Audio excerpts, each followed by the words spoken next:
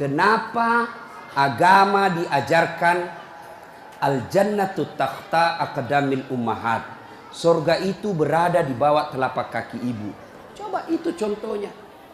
Digendong bersusah payah, dari tadi itu hadir, kepanasan, tidak pulang. Untuk apa? Karena mau dengar dakwah. Dan mau dengar dakwah sayang juga sama anak. Makanya adik-adik sekalian, ketika Anda durhaka sama ibumu, maka jangankan kau masuk surga, baunya surga diharamkan bagimu. Dengar ini cewek-cewek, sopan sama cowoknya, kurang ngajar sama mamanya. Kalau mamanya yang kasih tahu, apa sih mama tahu, itu kan dulu. Sekalinya cowoknya aja, iya deh bang, terserah abang aja deh, saya ikut, mana yang baik. Dongo. Tahu dongo? Beleng-beleng. Tahu beleng-beleng? Itulah makanya. Adik-adik sekalian, kalian mau sukses, muliakan orang tuamu. Tidak perlulah kau kursus kiri kanan. Muliakan orang tuamu, Allah yang angkat derajatmu. Itu janji Allah. Biar kau sekolah tinggi-tinggi, tapi kau tidak hargai bapakmu, kau hina orang tuamu, bisa jadi kau dapat kerja, tapi kerjaan yang kau dapat makin jauhkan kau dari agama. Bisa jadi perusahaanmu lancar, tapi perusahaanmu justru menyeret kau masuk gampang neraka. Ada orang tidak cerdas, tidak terlalu berkualitas dirinya, tapi dia muliakan orang tuanya, Allah angkat derajatnya. Maka adik-adik, muliakan orang tua, enak hidupmu. Itu tadi model anak sekolah. Kalau kita model yang sudah punya istri, bagaimana modelnya Ustadz durhakanya? Takut sama istrinya. Dapat rezeki, suaminya bilang, bu, sudah lama kasihan ini nomor antrinya bapak, mau haji tidak dapat-dapat, ini ada kasihan duit, bagaimana kalau kita kasih umroh dulu ibu, bapak kita kasih umroh dulu di kampung. Apa langsung dia bilang istrinya, apa? Bapakmu terus. Apa? Mamamu terus.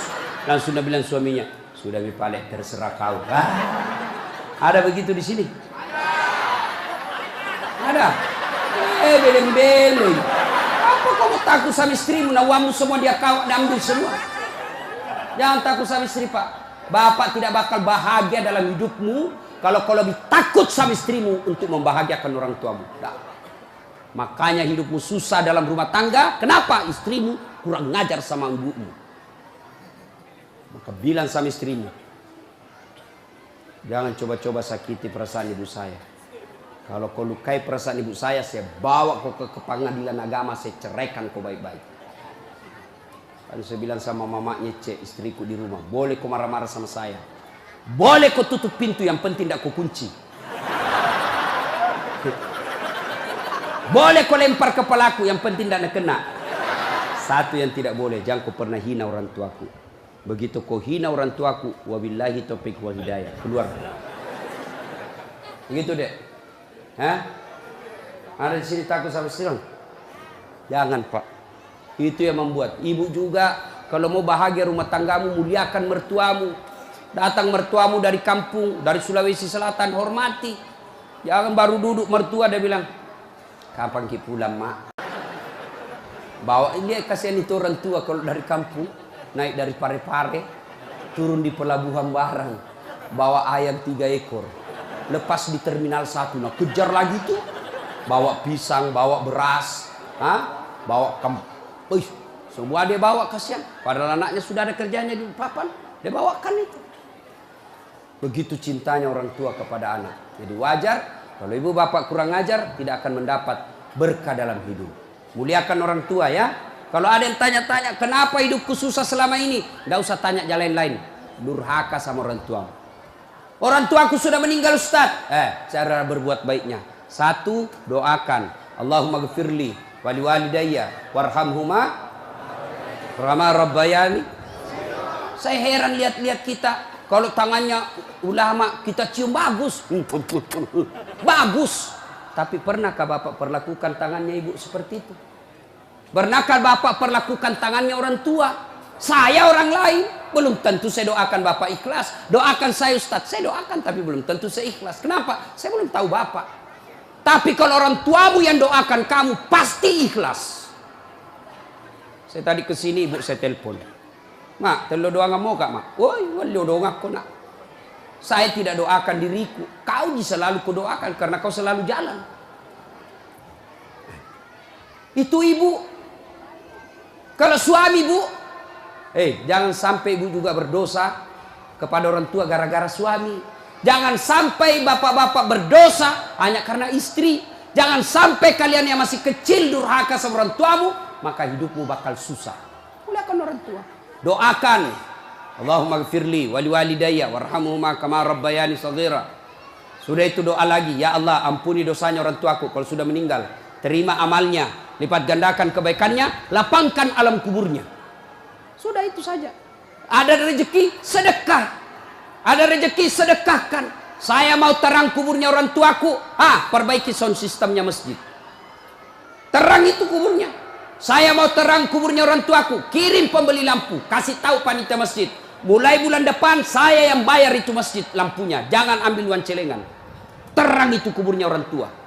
Dan demi Allah tidak ada orang bangkrut gara-gara rajin sedekah. Ada yang bangkrut gara-gara sedekah? Mana buktinya? Makin sedekah makin kaya. Rahmat Mas'ud. Coba lihat. Orang datang itu, bos, membayar ke bos. Bos, baju sekolah bos. Bos, istriku melahirkan. Bos, terbakar anuku. Bantu. Tapi mana ada yang bangkrut kalau rajin sedekah? Tidak ada pak. Kenapa bapak ibu miskin? Kalau selalu minta-minta. Berhenti minta-minta, Allah kasih kau kaya. Sedekah. Saya tidak bisa sedekah dengan duit. Sedekah kau dengan tenagamu. Saya tidak bisa sedekah banyak-banyak. Sedekah dengan apa? Lihat itu masjid. Oh, sudah kotor anunya. Apa namanya itu? Kudungnya. Putih bukan, coklat bukan, hitam bukan. Kak diam nih. Sudah, bawa masjid satu kudung. Itu sedekah. Oh, masjid antara masjid dengan toilet jauh. Sedekah dengan sandal swallow. Nah curi orang, tidak ada urusan. Itu sedekah. Kita lihat karpet, sudah jelek, sedekah dengan karpet. Insyaallah banyak pahala.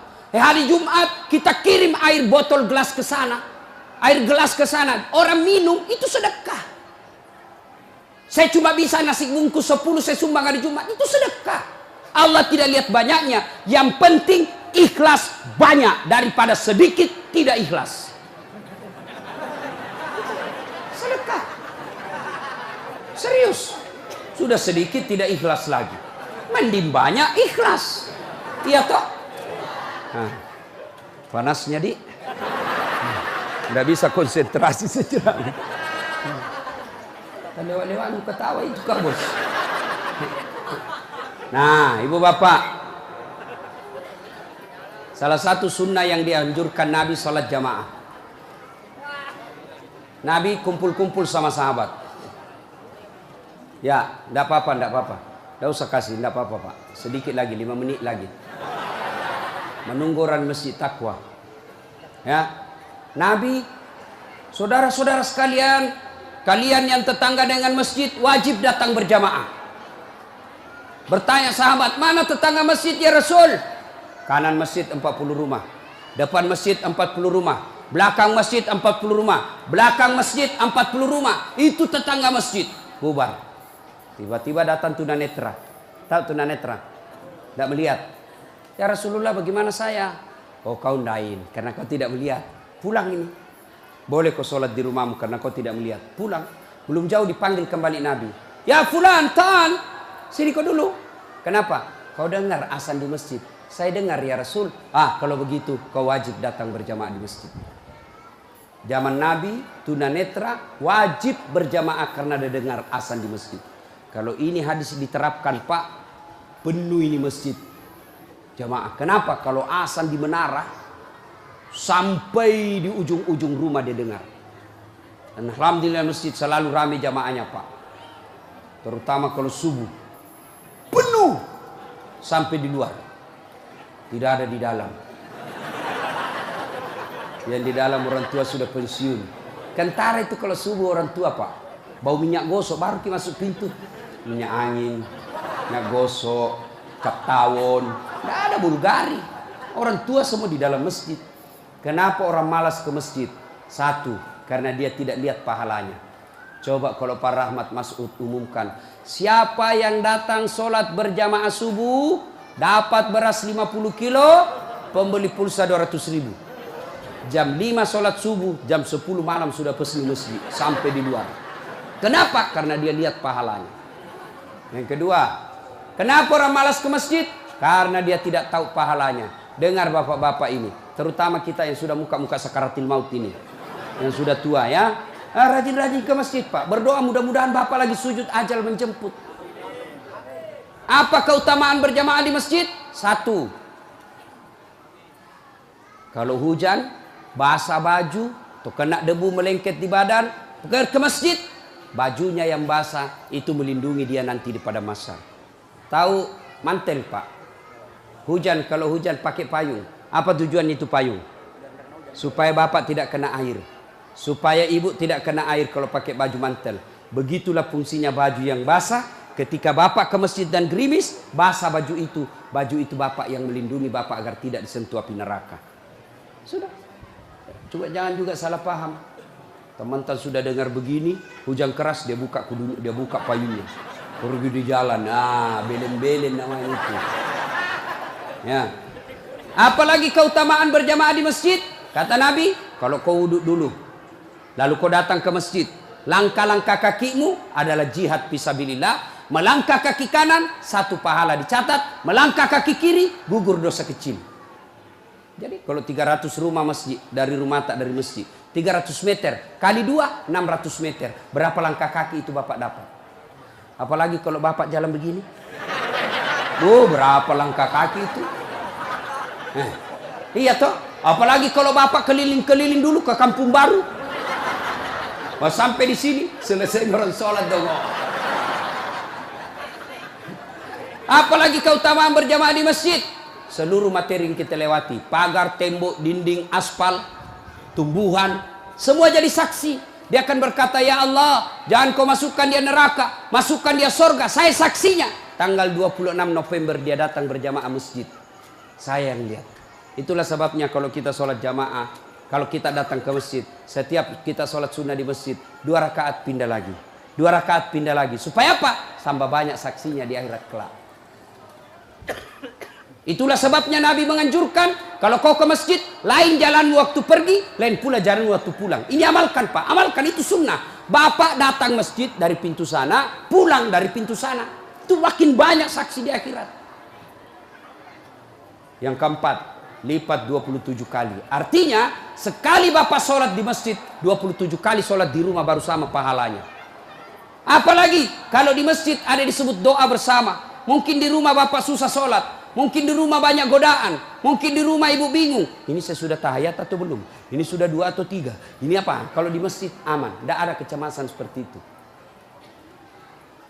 Nah, itu datang ke masjid. Yang berikutnya, yang membuat orang malas ke masjid. Tadi, yang ketiga, manajemen masjid tidak bagus. Mana manajemen masjid yang tidak bagus? Selalu disimpan saldo kas. Jangan simpan saldo Pak. Dengar ini panitia masjid. Bapak kalau simpan saldo kas di masjid, bapak yang tanggung dosanya, tidak jalan amalnya orang. Saldo kas 80 juta. Jangan simpan. Cari orang yang susah, yang rajin berjamaah. Ada utangnya di bank, bayarkan supaya dia lepas dari kredit. Boleh itu. Baru dia suruh cicil ke masjid. Kalau dia di bank berbunga, makin susah hidupnya. Boleh. Saldo kas 80 juta, kita mau kencing tidak ada air. Kerannya rusak-rusak, simpan, jangan. Berhenti jadi panitia kalau bapak tidak bisa urus masjid. Yang sudah tua mundurlah, kasih anak muda. Ini masjid bukan perusahaan punya. Begitukah di sini? Hah? Jangan marah Pak, siapa suruh kau panggil Kak? Semau kok. Demi Allah Pak, bapak tanggung kalau amalnya orang tidak jalan. Bapak coba kalau itu uang cuma 100.000, tapi diberikan keran, maka selama keran itu berputar, selama itu orang yang punya uang dapat pahala. Tapi kalau dia cuma di bank disimpan, tidak jalan amalnya. Belikan dispenser, belikan kopi. Tidak apa-apa, boleh. Jangan ditulis di masjid, dilarang tidur. Siapa yang larang tidur di masjid? Tidak ada dalilnya. Ayo, Bapak pernah ke tanah suci di Madinah, pernah ke Mekah, ada tidak ditulis dilarang tidur? Tidak, Pak. Barangkali ada orang tidak bisa tidur di rumahnya, dia datang ke masjid supaya bisa tidur. Itu memang boleh. Yang tidak boleh, ngiler. Maka kalau kau mau tidur di masjid, bawa kau bantal. Kalau tidak bisa, kau gelisah kau di rumahmu. Bertengkar kau sama istrimu. Istrimu ngomel terus. Maka dia bilang, jangan kau pulang. Merdeka. Bodoh itu istri sekarang kalau Nabi bilang sama Tuhan, jangan kau pulang. Oh, gembirai. Langsung Nabi bilang pacarnya, sini kau sayang. Di rumahku kau tidur. Kulayani kau dengan baik. Sudah. Jangan ditulis, jangan bawa anak-anak berisik. Bersyukur kalau masih ada anak-anak berisik di masjid.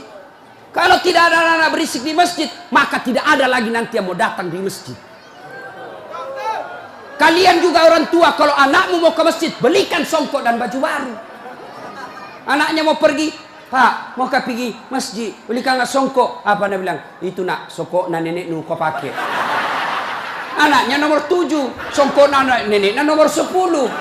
Tak buas si songkok nama buas sih. Berteriak ni temannya, Pak Doja, Pak Doja, Pak Doja. Tidak mau ya nak tak pergi masjid. Hei. Itu pentingnya anak muda jadi pengurus masjid. Karena kalian kalau sudah tua tidak ada yang tahu. Kau juga anak muda, muliakan orang tua. Tempatkan di mana itu orang tua? Tempatkan sebagai penasehat masjid. Jangan masjid dikira dia punya. Ini lembaga umat yang punya. Kasih karpet yang bagus. Ada saldo kas, jangan simpan Pak, Bapak berdosa. Tidak jalan amalnya orang. Apalagi membuat orang malas ke masjid. Apa? Kadang-kala apa? Sound sistemnya jelek. Begitu kita takbir, Allahu Akbar, langsung story.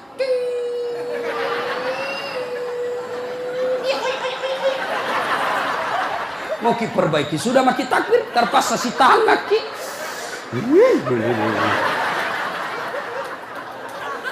Apalagi membuat orang malas ke masjid. Apa? Kadang-kala muadzin. Jengkel orang dengar muadzin. Orang tua, sudah tua, tidak mau tahu mengalah, mundur na wasangiko.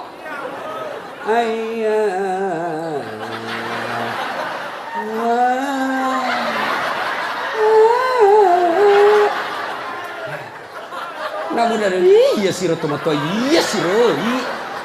Coba. Iya. Apalah yang membuat orang malas ke masjid? Kadang-kala penceramah. Kita di rumah sudah bertengkar istri.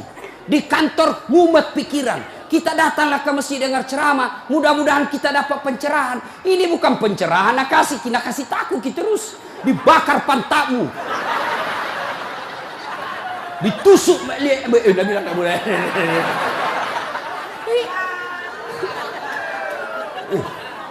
Iya. Apalagi yang kasih malas orang ke masjid. Kadang-kala apa?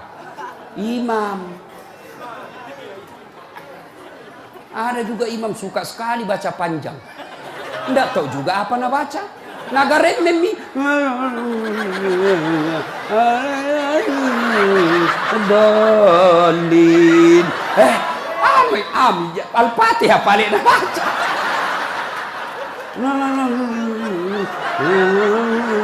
Dalin.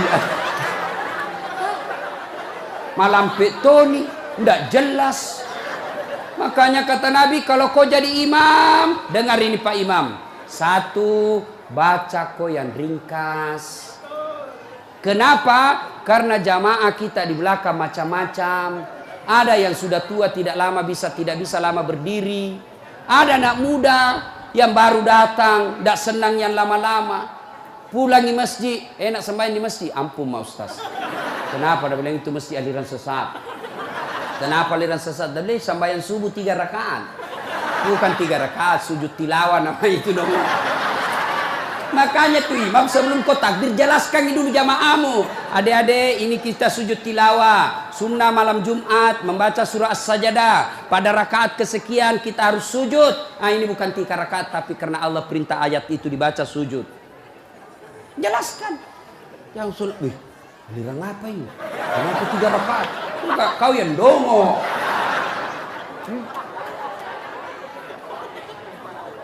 Tidak bisa orang lama-lama di belakang, Pak. Mungkin ada orang mati yang ya karena dia tobat usia senja, tidak bisa lama kasih berdiri. Batena musessa, naik lagi kepalanya, belum bisa selesai. Nah ulah, malampi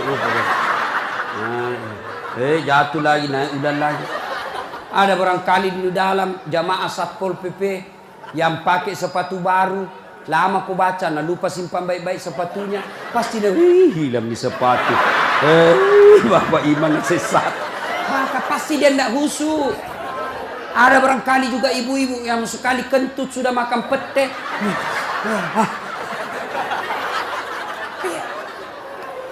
Ya. Yang kedua kata Nabi, kalau kau jadi imam, baca yang umumnya orang hafal. Tujuannya apa Ustaz? 1, supaya jamaah ikut kalau dia hafal. Coba kalau kita imam baca Al-Fatihah, kita ikut juga toh. Kenapa? Karena kita hafal. Tapi coba imam membaca surah Al-Baqarah ayat 10 sampai 120. Nah, imam sibuk dengan bacanya, kita sibuk dengan hayalan tak. Mau ikut, tidak dihafal. Mau ruku, belum ruku, terpaksa dibaca semua pengumuman masjid. Keadaan keuangan masjid, saldo kas pengeluaran, sumbangan dari haji, dibaca semua. Belum selesai ini sudah dibaca satu palampang ini, satu ini dibaca lagi Persatuan Guru Republik Indonesia. Belum selesai imam dibaca lagi bajunya tim sukses Rahmat Masud, calon wali kota Balikpapan. Semua Pak dibaca. Siapa salah? Imam. Ada ini cerita gini, wallahu alam benar atau tidak.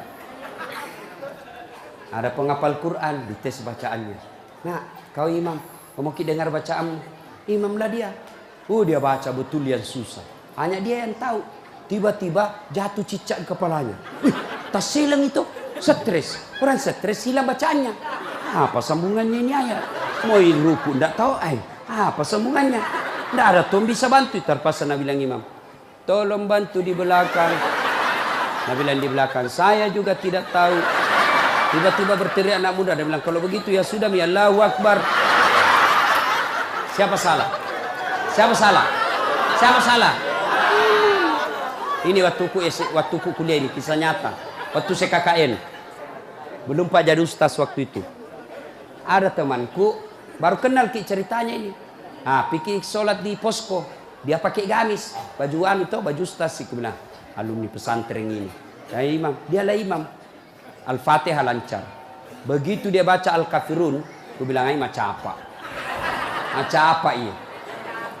Wala antum abiduna ma a'bud, wala ana abidum ma abattum, wala antum abiduna ma a'bud, wala ana abidum ma, wala antum abid, wala ana. Jengkel temanku yang anak fakultas sastra.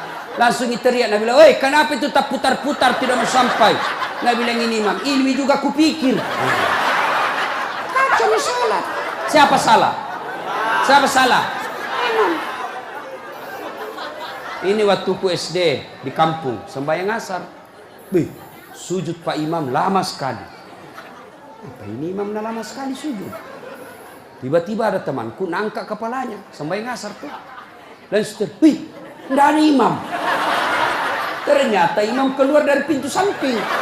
Kacau sholat bubar, tidak ada imam. Selesai sholat ditanya, Pak Imam, kenapa kau tinggalkan saf? Nabi bilang, kentut kanan.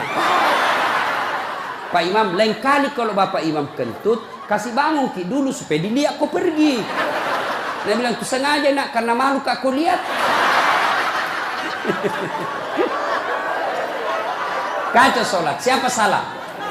Siapa salah? Imam. Makanya agama mengajarkan dalam fikih sholat jamaah, hati-hati milih imam. Makmum siapa saja boleh jadi makmum. Mulai orang gila sampai orang sadar boleh jadi makmum. Mulai orang dewasa sampai belum balik boleh jadi makmum. Mulai orang cerdas sampai orang blow on boleh jadi makmum. Imam tidak boleh. Hati-hati. Kenapa? Salah imam kacau sapi. Maka hati-hati. Kalau salah imam bubar jamaahmu. Perlu ini perlu. Dia tanya, Ustadz bagaimana kalau perempuan? Boleh ibu perempuan ke masjid, tapi tidak dianjurkan. Tapi kalau mau ke masjid, jangan dilarang kata Nabi. Kenapa perempuan dulu tidak dianjurkan ke masjid? Karena dulu tidak aman. Kalau pergi sendiri diculik dan diperkosa dulu. Sekarang di Manggar aman. Siapa mau culik apalagi kalau ibu sudah 60 tahun. Siapa mau culik ibu, bikin susah. Ada remaja. Ini ustadz yang ceramah. Tidak pernah saya pondok, Pak. Tidak pernah saya sekolah pondok. SD sekolah umum, SMP sekolah umum, SMA sekolah umum, sarjana sekolah umum, S2 sekolah umum, S3 sekolah umum. Di mana saya belajar agama? Datang ke masjid. Saya kalau Ramadan dulu zaman SMP dan SMA, saya sudah bermalam di masjid. Waktu itu belum saya tahu apa itu itikaf.